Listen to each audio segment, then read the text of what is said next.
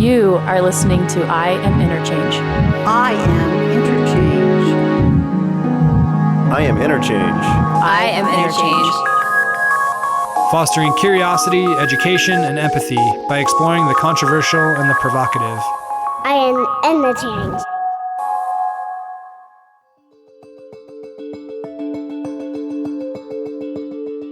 What began for Billy McWilliams as a simple move to follow family ended halfway across the world in a small southwest Montana town. Since his relocation with his twin brother Robert decades ago, Billy has worn many hats, the most fitting of which as the owner of Erotique, an adult boutique in downtown Bozeman. Meager beginnings in the late 1980s as the store manager ignited Billy's passion for sexual health, empowerment, and advocacy through a range of applications and arenas, from providing HIV outreach and awareness during the height of the AIDS epidemic, into inviting MSU's incoming freshmen and their blushing parents to embrace their sexual identities and independence. Billy has become a warm example to an ever-evolving demographic of what is possible when inclusivity and compassion drive action. And now, he's set his sights on a bit wider circle of influence through the Great American Orgasm. Billy's newest altruistic venture is a simple answer to Trump-era divisiveness and COVID-induced tension. A wave of pint-sized vibrators sweeping the nation and providing a whole lot of sexual healing. I'm Tate Chamberlain, and in this podcast, Billy McWilliams and I share space and thoughts about sexuality, compassion, shared legacies, white privilege, globalization, nationalist mythologies, tribal reconciliation, donuts, and this damn pandemic. Billy McWilliams. Did you have a favorite toy growing up? No, not really. You didn't? What kind of toys did you have? Bows and arrows, wagons, bikes. You know the funny thing? I don't really think about my childhood at all. Life now is just too good and not. I just never think about the past. I'm always thinking about what's going on next. So bikes, wagon. Bikes, wagons, obviously the toy soldiers. Did you have any little parachuting ones? I did, yeah, and I had the rockets. Oh, the rockets that shot in the air and then a little parachuter came out? And the ones you threw up and they never opened and they always died. Oh, that's too bad. They just never worked that well. What was your favorite toy? I liked Legos and maybe Super Soakers. I could never do Legos or those. What was Lincoln Log? Lincoln Logs, yeah. I had friends who had Lincoln Logs. Couldn't do it. Do you have any junk food vices? Cheetos, licorice, chocolate. I will eat all of them. If you put a box of cookies in my house, I'll eat them all. Yeah, I'm the same way. Same day. Knowing, I once ate a dozen of my brother's donuts. A dozen. I don't know if I could do that. I would feel sick. Oh, of course. I knew that. Oh, but you did it anyway. I did it anyway. Do you have any other vices? I stress eat. I would say that would be something that's not good. I'm not totally honest with everybody, probably because I don't want to offend people. You like to garden. You brought these lovely flowers in.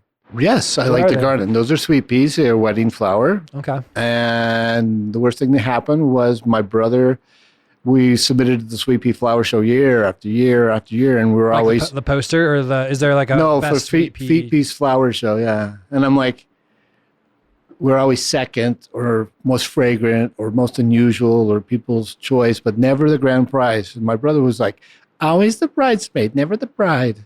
So when you're number two, you have to do something, right? So what you do is you get good at it. So then you get obsessive.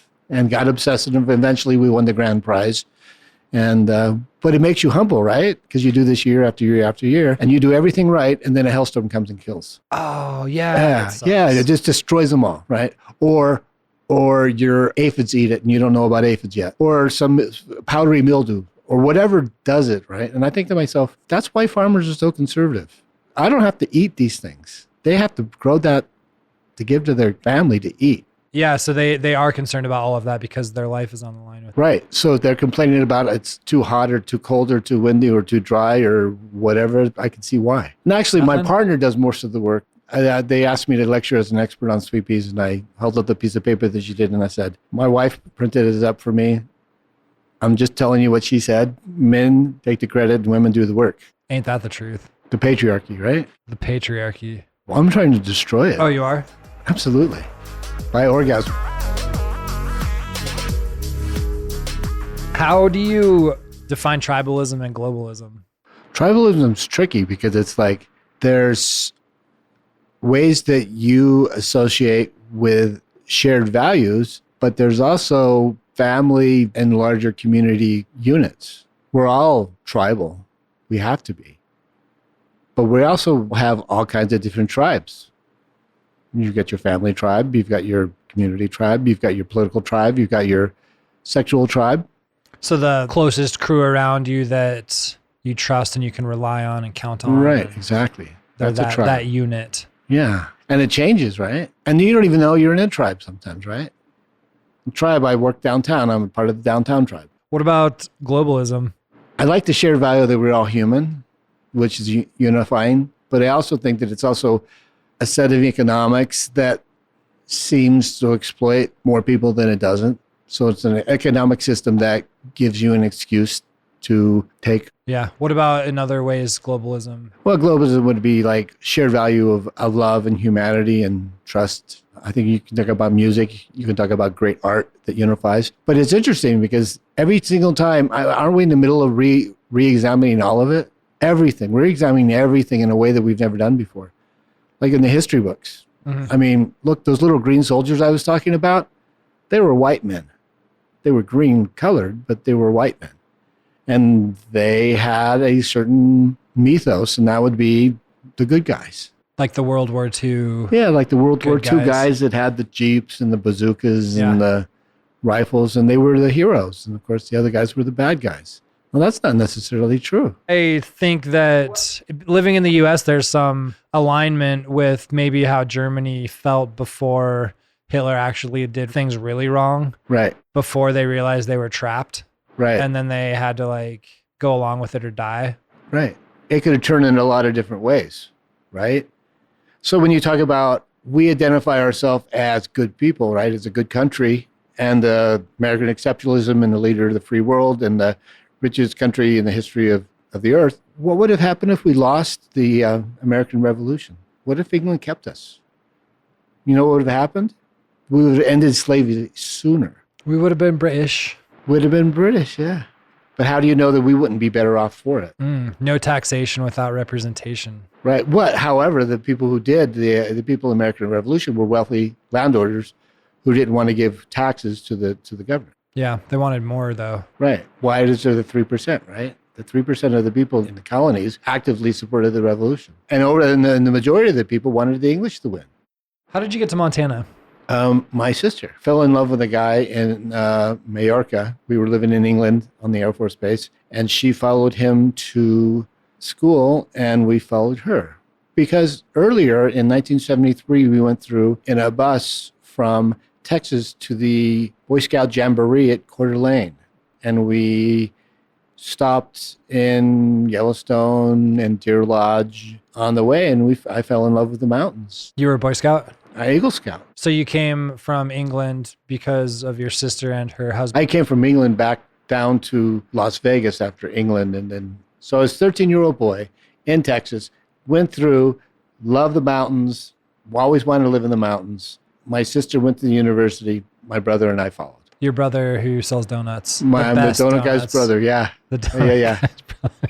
So you came to Montana. Did you go to school in Montana? Where did you go? Yeah, I went to MSU. I thought, I'm going to go to university, but I dropped out because I never dropped in. I didn't know what I was doing. I enjoyed business, but I never really felt like, I wanted to be different. I didn't want to be a doctor or a dentist or a lawyer. I've always felt that was settled, I didn't like the good old boy networks, and I didn't like the establishment. So I felt like being a little bit of a rebel always because I'm different. So you went to school and realized you were a rebel? I didn't think I was ever a rebel. I just didn't want to be the other one. And I'm not even sure I'm a rebel. You didn't want to be the good old boy, though? No, because I feel like I have contempt for people who are like, take everything that life gives them, an inheritance, a foot up in the fraternity. I always felt like they look down on me, don't have a lot of resources from my family to build things. So it's like, not that I didn't like them. I never fit in. And you can see that today. I mean, I can say when I own a sex store, you could see the judgment, When you say it to sophisticated people? I just say it, and I just let them, either I let them feel uncomfortable, which is fun, or I just use that to appraise them as a person. And it's interesting. And, if they judge, I guess it tells me more about them than it does me, because I'm very, very happy in what I do. Yeah, so let's talk about the evolution of your entrepreneurship. Well, let's see. I started out selling cars and got a FFL, a guns license, because a friend of mine did some gun things. You sold cars and got an FFL? Federal firearms license. Okay. So I ordered guns for people. Oh, you ordered them and sold them? Terribly. Do you still have guns? A few. I'm thinking about destroying them, though. Really? Why? Because statistically speaking, having guns in your house is harmful to yourself and It's society. because it's always on the back of your mind. Yeah. Do you have them for self-defense or hunting? I never really liked hunting. I thought I'd get them for hunting, so I have a rifle. But self-defense, no. And then I worked in food service, dishwasher, cook, waiter, that whole thing. Never wanted to start a restaurant. Never clicked. Got a part-time job in a sex store. Simply, my friend who was selling guns to the manager, and she said, I need somebody to work. And I thought, oh, that would be interesting. And I thought, there's two things. I think the first thing is I was insecure about my sexuality. I'm not the most masculine of men. I get called gay a lot. I identify as heterosexual. But I was pretty, not wondering. And I got into scuffles and things. And so I wanted to learn a lot about sex. And sex is pretty high on my mind. At that time? No. Throughout your entire life? Yeah, I'm a sexual person. Some people are less sexual. I just am. Do old people still have sex? So old people still have sex, yeah. And the difference is, I love that too, because it's like young people are like, oh, old people have sex, it's blah, blah, blah, blah. And it's like, but you know what? It's different. It's like loving and caring and comforting and knowledge and trust and respect. And it's not a rush to orgasm. And it's not a, let's try this different thingy thing. It's more of a, let's take care of each other. So a lot of times folks think that sex is only for the young, and it's not. So you went from gun salesman To sex store worker. Was that Miss Kitty's? It was Miss Kitty's, yeah. Miss Kitty's started in 1981, and I got there, I don't remember, somewhere around 83 or 84. And then I started managing in 1986. So, and I turned down the manager job a couple of times. And then I became manager in 86, and then I was manager from 86 to 2007. Wow. It was pretty cool because I started, and that was during the AIDS crisis. We did a lot of work, and that's how I kind of got into sexuality education, because I met a wonderful woman, Laura Mensch, because she was talking to me about HIV prevention, and we worked with something called, the worst name ever, SMAC, Southern Montana AIDS Coalition. Oh, okay. So we changed it to AIDS Network, and it's actually still around. Where with can I Bob. get some? Yeah, exactly. And doing it, we brought the quilt to Montana, which is fantastic. And at the store, we hired the first HIV prevention specialist. He would talk to MSM, men having sex with men. Okay. They don't identify as straight. I mean, it's gay, but they have, kind of like Larry Craig, the old senator from Idaho. He doesn't identify as gay, but he sure has a lot of gay sex. And in 2006, 2006, I became manager, and then so working in HIV prevention. Then she asked me to lecture at MSU. So somewhere around, some in the early 90s, I started lecturing once a semester at Montana State University, and I'm lucky to have other professors let me guest lecture every year. So spiraling out of the AIDS epidemic, it really kind of added an activism side to you. Right. Activism side, and all of a sudden understanding that there's a huge need for good communication and sexuality and healthy sexuality. And I found that most people are normal and they feel guilty and they shouldn't. How do people sex wrong? I don't think there's anything wrong with the way you do sex. I think you should know that you feel normal. And I'll tell you what happens, right? Right before you have an orgasm, the part of your brain that involves risk-taking and impulse control, well, those biochemicals drop, right? And then you think or you do something sexy, freaky, dirty, something like that, right? You have the orgasm because those guards are down, and then those go back up, and that's when you go, why did I do that? Why did I do that? Exactly. God, I'm so bad. journey. Oh my God. Ugh. But that's the point. It's like, that's a normal way to keep you safe. You're not bad. That's just normal sexuality. Are porn and sex toys good for me? Well, that's a super complicated question. It's like, is masturbation okay? Yeah, I think masturbation's healthy. Do I think watching sexual movies is okay? Absolutely. Look at it this way. They once did a study for men, and they found they didn't know any men who did not watch it. Not vivid imaginations? I would say no. Some of them do, but I mean, is it the norm? I don't think so. What's the highest selling sex toy you've ever sold? A little mini bullet vibrator. So yeah, an orgasm is the truth. It's exactly how you feel. Should sex work be legal? That's a complicated question. When you look at it, there's a power imbalance where somebody gives money to have power over somebody who needs economic value. In a just society, people wouldn't be forced to do something like that. That said, somebody has a choice to do with their body, that's great. And if it makes them happy and they feel good, it's wonderful. But if it's unhealthy and contributes to other abuses, then it's bad. If it's to pay the bills out of desperation. Or addiction. But on the other hand, I think people have their own body and their own autonomy. What are the best types of questions that you get when you're sitting at the register? Well, usually it's pretty pedestrian. It's like, where's this, where's that? Or I've always wanted to try this, and I'm a little scared. I want to use a strap-on on my boyfriend, or I always wanted a toy that did this, or I want to do some role play, or they want to move on their sexual journeys. They want to try something different. And that's the best conversations. So you have to, as they kind of vaguely explain what they're going after, you have to really listen. And is there like a good listening piece that helps you get them to dig deeper and really ask what they want? Yeah. I was on the crisis line of the help center for 25 years. And on the crisis line, it's called non-directive counseling.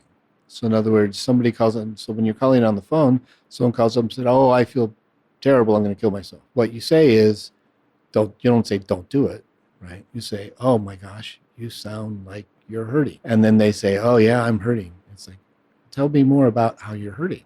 And then they go, oh, I hurt because my ex did this to me.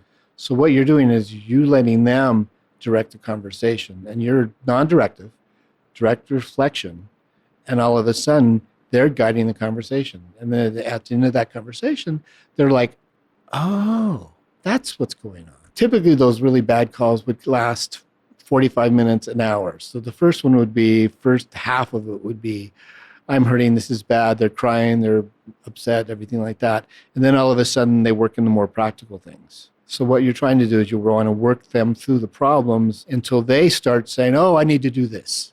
Got it. And then you say, oh, good, there's resources to do that right here. So when you talk about that in sexuality, you ask them what they want. And you say, well, did you mean this or did you mean that?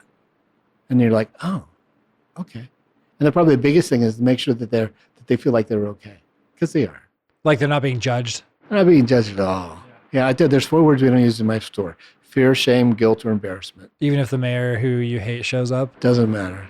Doesn't matter. Their orgasm is just as much or more valid. I'm not saying that you hate the mayor, just like a mayor in general. Yes, exactly.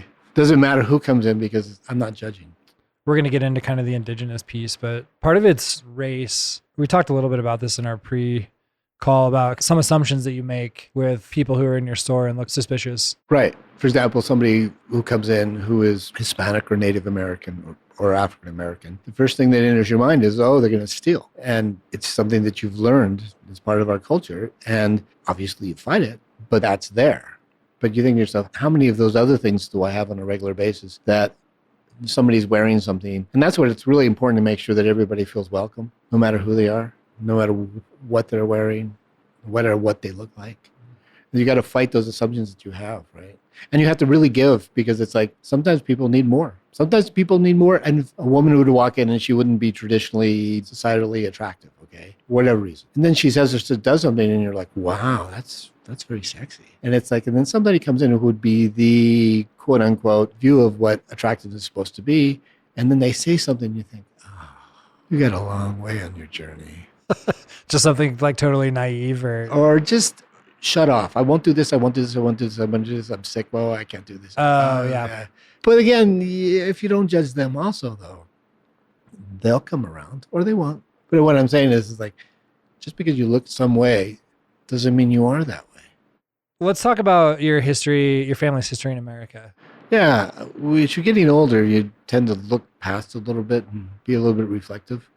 And I didn't learn a lot about my heritage, so then got the DNA testing, went through the family history. And the thing that really got me was I was clicking through Ancestry.com, going through the family trees, and found out that a guy named Billy McWilliams, my namesake, my great-great-great-grandfather, in the census of 1850 Mississippi. And on that census, a word surprised me, and it was overseer. So the occupation of my great-great-great-grandfather was overseer on a plantation in Mississippi. And not just like, whoa. Overseer, like a slave owner. No, not a slave owner. The guy who whipped the slaves. Got it. The guy who made them do the work. The guy who did the stuff, the asshole. He was a landowner though, wasn't he? I don't know. I don't think so. If you're an overseer, you worked on a plantation. So I'm assuming he didn't. So I dug back a little bit and I found that there's a guy named Augustine Warner the First, and he came to Virginia in 1625 at 17, and at 29 he started his own plantation. Ended up something called Warner Hall, and it was 28 miles from 1619 landfall. So that means from the original time the slave came, my ancestors owned slaves forever. So everything that I have genetically and a lot of the wealth that I have come straight from slavery. How does that weigh on you? Well, it makes me think a lot. It's like, wow. You know what it is you have an assumption of privilege that you didn't know you had.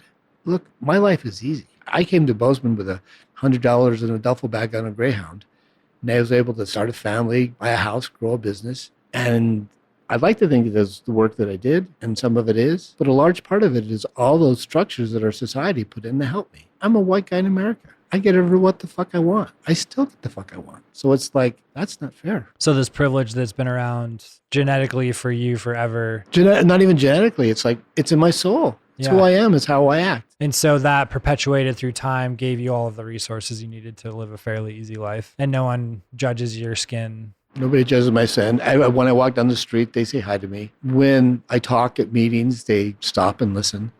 So it's not just race, it's gender. And me hating the good old boy system, I'm literally part of the good old boy system. Yeah, look at you. Yeah. Is it important for you to reconcile that? In some ways, I think I've always been against it, just in a rebel kind of way, because one, I think I've supported a lot of things that... Against reconciling it or against? I think that my life has largely been on a trajectory of reconciling some of it, because I think and then it wasn't a conscious choice. It was more of a philosophical choice. When you talk about the mid-'80s and the AIDS crisis, gays were hated. Gay people were hated. They were vilified. You saw your gay friends dying. You saw this hate manifest. And I'm proud to support the institutions that grow gay culture. And that makes me feel pretty good. And when you talk about supporting women's rights and trans rights and sexual rights, that's what I'm here for. I'm here to break the patriarchy by giving rights to people who deserve them. Does that perpetuating niceness keep you from digesting the deed fully? I don't think I've ever really faced the deed fully. I'm certain I didn't. When you look at South Africa, they had a Truth and Reconciliation committees after apartheid. But we haven't had anything. We had Jim Crow, right? Yeah. And then with Native Americans, we didn't even have that. So we haven't reconciled any of it. My family slaved since 1629 to now. And I mean, you could see it. It's interesting. There's a great book by Ta-Nehisi Coates, The Water Dancer, where he's a slave on a plantation, and it talks about him wanting to escape and the economic conditions of the plantations and how they used that rich land in Virginia, and that didn't work, so they went down to Georgia, and then they went down to Alabama, and then they went down to Mississippi. Ended up in Louisiana, in Texas, where my parents and grandparents were from. And it's like, you could just see the progression of my white family pretty much following the path of slavery. And so after Jim Crow and slavery, you moved to Montana and realized that there was another piece to this American story involving indigenous people. I've never even tackled any of this stuff. I haven't thought about it until the last 5 years. Well, I was on, this is why I invited you on this reconciliation piece, and a lot of progressive events and white people, including myself, I try and find things to be of service to indigenous communities. I mean, what they really want is like land back and for us to be good stewards of it. Neither of which we're doing right now. Yeah, neither of which we're doing right now. And so I was on Facebook one day and I saw that you had posted about celebrating General Custer's death on the anniversary of the Little Bighorn. Why did you celebrate his death? Well, because he was a mass murderer, genocide. I mean, he had a history of it, about Sand Creek Massacre. He massacred women and children in the villages, and that's exactly how he designed to do it. What he would do, and it's the same thing he did at Little Bighorn, is he sent one column around to the front so the warrior soldiers would engage with his troops, and he would sweep around the back and kill the women and children and massacre. And he was doing that specifically, so he wanted to be a hero. He did it against the orders of the General Rosecrans, and he ended up getting himself and all his troops killed. But the biggest thing is that he was going to go massacre women and children. And he considered that genocide heroic. And here I am in business in Bozeman, Montana. If you think about it too, right? The reason he came was because the people of Bozeman had a huge outcry because there were Indian killings around here, which, by the way, were really suspect, that the merchants in Bozeman ginned up Indian hatred so they would come in and kill the Indians. And so they could put a fort, which they did, and those merchants got the business. So I am a merchant in a town that was founded by promoting genocide. It seems like you still partake in General Custer's victory, though. I am. Why would you celebrate his death? Because I'm a hypocrite. There's that. But I guess the other point would be, I think that we need to recreate the myths that we grew up on.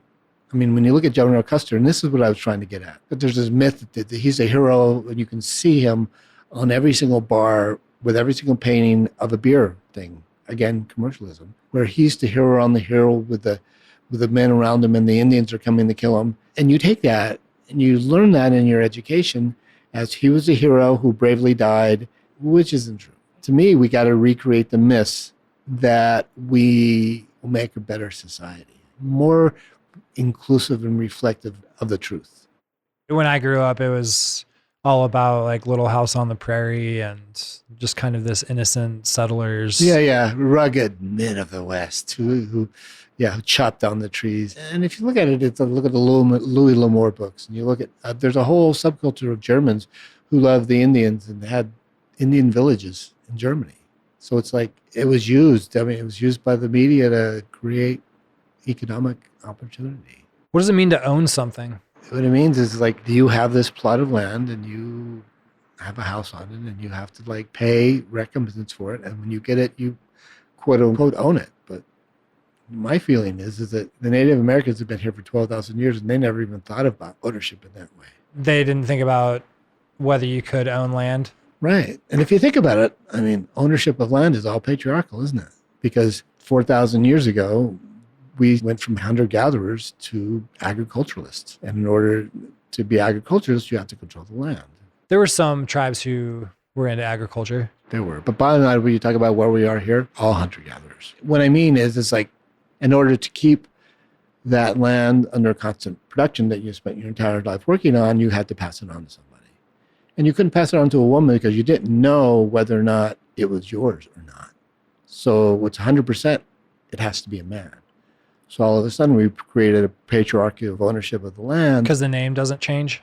Because the name doesn't change and you know who the father is because you're the man. Do you celebrate Indigenous Peoples Day or Columbus Day? Easy, Indigenous people. He was a bad motherfucker, you know that? Columbus was? Oh, yeah. How so? Well, first he said, oh, by the way, I'm claiming this for somebody else and the people already live there. And second, he raped and murdered and killed and enslaved an entire country. Is that forgivable? Is it? No. What if you did that today? What if you went over to Idaho and say, I claim Idaho for the state of Montana, and I'm going to rape your wives and fathers? I'd probably get canceled. You'd probably get canceled, yeah. So it's like, why did we have the arrogance to do that? And by the way, I think there's something really valid when they talk about stewardship. We're not exactly doing great.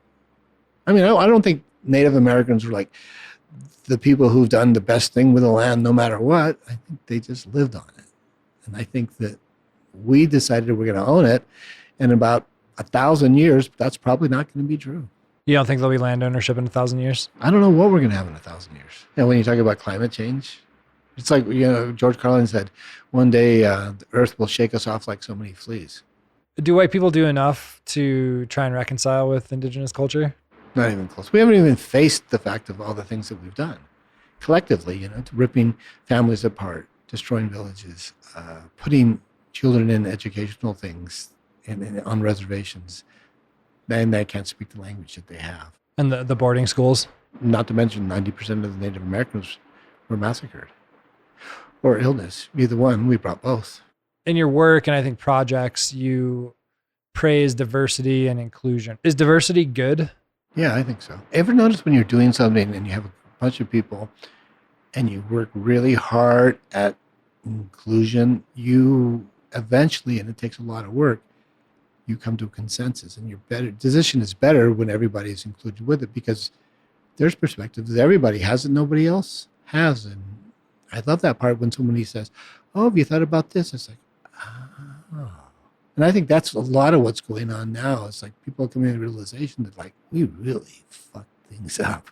We never thought we were that way. I guess I'm trying to draw the comparison of we propagate diversity and inclusion as We say that. Yeah, we say that in a way, inviting all those people to come and diversify our local communities because we like the vibrancy of it.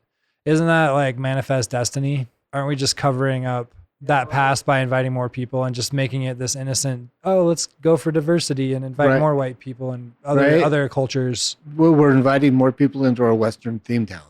Diversity to me means acceptance. You accept other people. So when you talk about bringing other people's views and ideas, I think that makes people more accepting and more happy.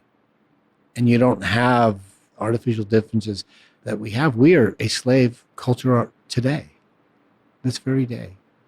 We're still slavers. Jim Crow is the jail system. The migrant workers, undocumented, is another slave service. Undocumented workers are still getting paid. Not a lot, but it's not like it's slavery. Okay, well, it's a modern slavery. Sure. I would like to think that we would use the values that we want instead of it's better than it used to be. Roosevelt had the second Bill of Rights, and that was you have a right to a good home, you have a good right to a good education, you have a good right to a good job, an essential right for health care. So it's like, let's talk about those values of human beings that make people's lives better. How should tribalism treat diversity? Oh, well, I guess first you do is ask them, right? We're not leaving, right? Are you? I'm pretty sure no. Is that a solid no? I'm open to conversation. There are models of incorporating past wrongs into our society. So maybe it is an assimilation, but that's not fair either. I don't know. I truly don't know. Do you think reservations should exist? I don't know, because it's like, that's their choice. And we need to take the structures that have held them down in there and allow them to grow the way they want and build this culture the way they want. By the way, even me saying it feels wrong. By saying them? And why the fuck do we allow them? We are telling them what to do? We're allowing them to be there. Yeah. Yeah, I catch myself. Terry Bradley was here last night. And we were like, let's go powwow in the living room. Nice. And just like little things like that. I don't know. It's ingrained. Yeah. It is. And you catch yourself. But so the United States is this kind of melting pot. So they say, I mean, does it have a culture? I don't think it has a healthy culture. I think there's a lot of wealth and income disparity. I think there's systemic racism. I think there's rampant misogyny. I think that we think we're the best, but if you look at qualitative things, you look at life expectancy, you look at basic happiness index, you look at suicide rates, you look at murder, you look at distinct lack of empathy. We think we're the best country on earth. By all those measures, we're not, by far. And we're not even interested in looking at it. We're not even looking to say, no, we're not the best. It's colonial. It's a colonial culture. When you look at it, it started in earnest in America when the English Civil War happened. The Roundheads, the Protestants, fled to America in the North so they could practice their own religion. And the Cavaliers, who lost the war, went south so they can own the plantations. So that's why we have that Puritan ethic in the North and the Cavalier aristocracy in the South. I hosted this debate on whether it was cultural exchange or appropriation. And I found it really interesting because the US doesn't really have a culture. And so it finds itself sampling all these other cultures who exist in the United States. But that's where like we get into trouble with appropriating it, but we don't really have anything to draw from. Well, the Native American culture, which you happened to destroy, that was Yeah. the culture that was already there, right? Right. Right. And when you have all these different people from these different places, right? But look at it this way. I mean, there used to be a big Chinese population in Gallatin County. We stopped that. We stopped it by laws in the 1890s. We drove them out. Yeah, we no longer accepted immigrants from China. They came and they built the railroads and they got everything started, and we pretty much kicked them out. Do you love the United States? I'm happy being a citizen. Do I love it? I don't know. Do I love? No, I don't think I love it. You know why? Because it's not honest with itself. Let's just say we take away everything about American history that we were taught and just used somebody else looking at it completely outside. What would our history look like then? It would look like we landed, we killed a bunch of Indians, we imported a lot of slaves and continued that well beyond most countries. Good.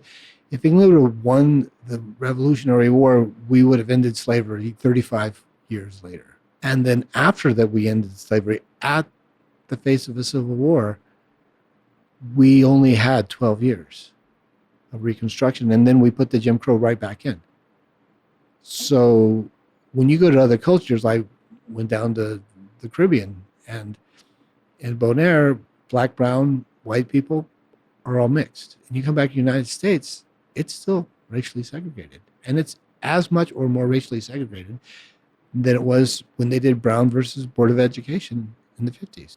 Instead of talking about how good we are and talk about the freedoms that we attain, let's talk about George Washington had slave teeth. You're kind of doing that right now. So doesn't that count?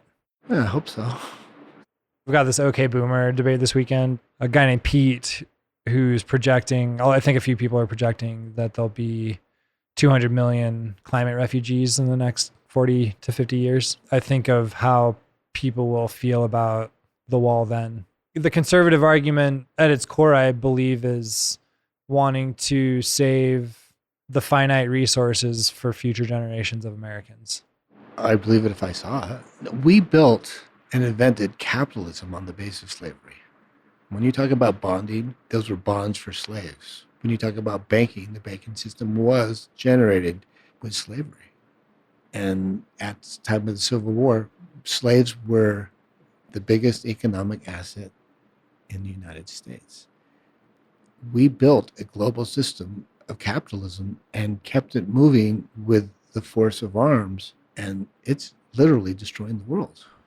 When you talk about right now, the rise of everybody's economic income, when you talk about climate change, when you talk about species collapse, half of the mammals are going to die in the next 20 years. Billion birds die. Dead spots in the Caribbean. Garbage patches in the Pacific. Microplastics everywhere. You just made a huge acknowledgement of all the microplastics, yet you saw all this like tchotchke shit Yeah, at your store. Yeah, nothing I sell. All those little like penis straws for bachelorette Penis parties. straws for bachelorette parties, vibrators. Can you like do bamboo penis straws? Yeah, it would be nice, wouldn't it? You could be like the sex store. Sustainable sex store, yeah. We talked about that. And we just talked about buying things to offset our carbon footprint. We talked about sustainable materials or long-lasting things. We're a long way from where we need to be, but we started the conversation.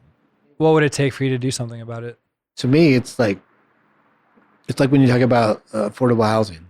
You can't do very much from a local level because there's huge systemic things that are coming to bear for it. Same thing with something like this. We need to talk about developing better governance to give structure to work for us to do that. So we need to change the entire system. We need to get rid of capitalism. What would replace capitalism? I don't know. That's the problem. What do you think? I want to believe in socially conscious capitalism because I like unhinged creativity and good ideas. Yeah, I would like that too. We don't have it though. Yeah, we do. I live that. Sure. You're A white guy with privilege. yeah, and you live in a bastion of white power Yeah. after we killed all the Indians. You created the Great American Orgasm. You titled your next venture after a country you feel mixed about.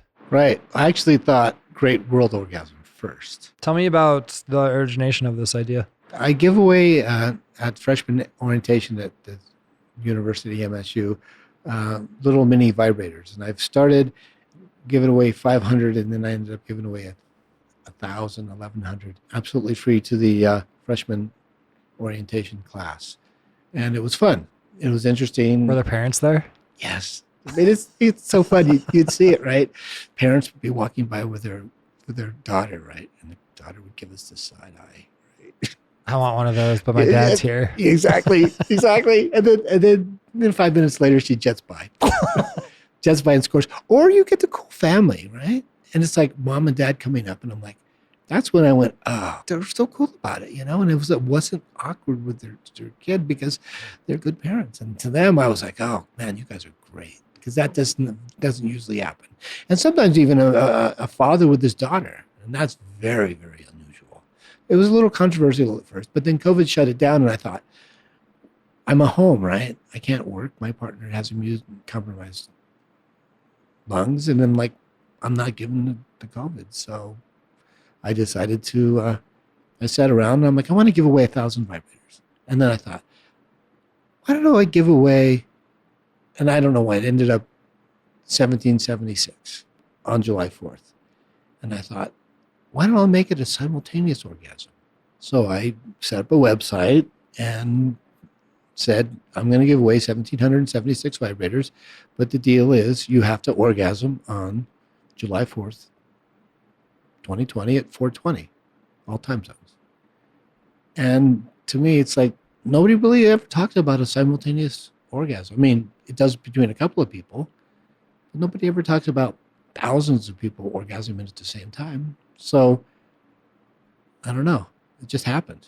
And so I set it up, and I used some Instagram influencers, and it hit.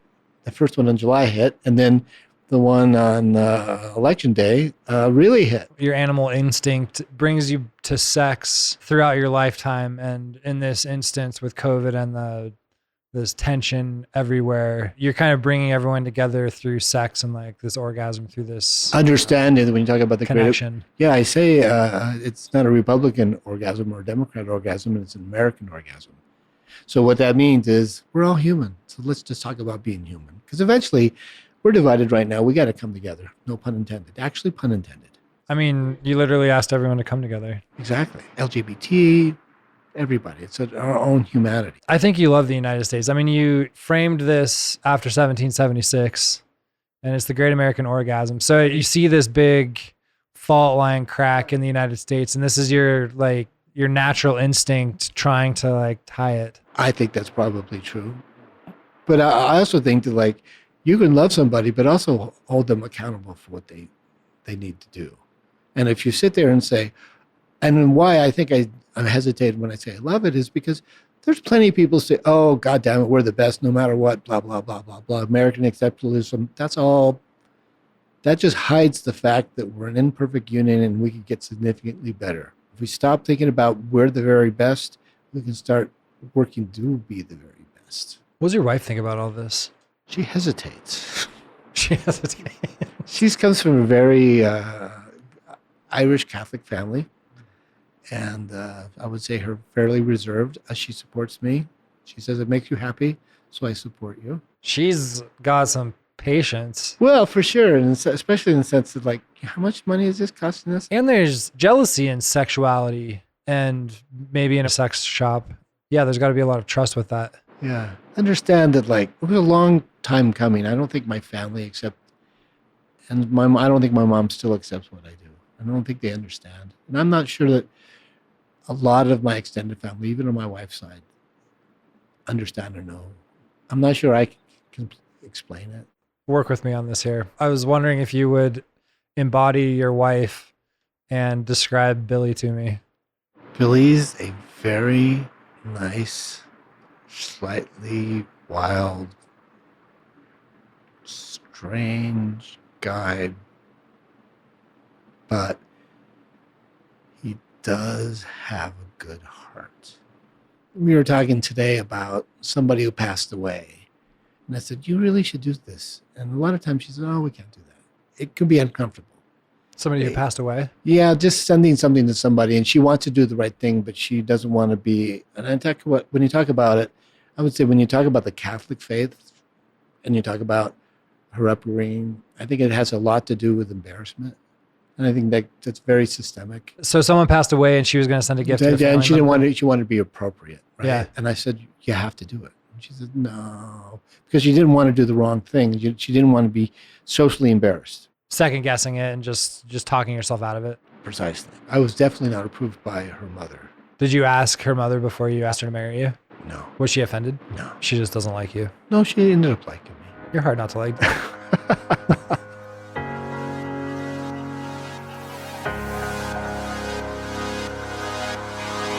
If COVID has given Billy McWilliams anything, it's time to think. And he's done his fair share of contemplating, whether he's uncovering his unexpected ancestral roots in the slave trade or healing the desperate and divided masses with the Great American Orgasm. Billy has a lot to figure out about his place and purpose. As the nature of America, what it is to be American, shifts and shifts again. So must compliance and complacence. Once we stop thinking we're the very best, we can start working to be the very best. Billy's lines in the sand are few, and they're really only drawn as a circle of protection, but they're there nonetheless. And it is in that consideration, that awareness of privilege built on a foundation of slavery and genocide, that McWilliams unearths what might be the wisest response to uncovering fallibility: acceptance. Without definition or amplification, he acknowledges, smiles, and says, it's okay. Acceptance isn't the whole solution, but it may be the most meaningful of first steps in the miles we have to go before reconciliation becomes redemption.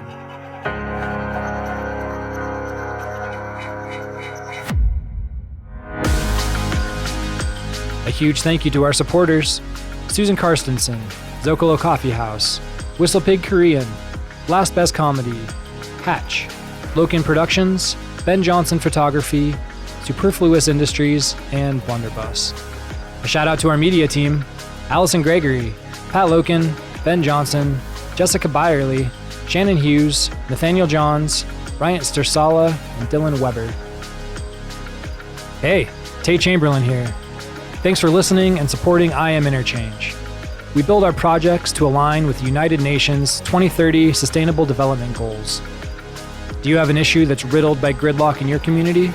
Shoot me an email at tate@iaminterchange.org. That's tate@iaminterchange.org.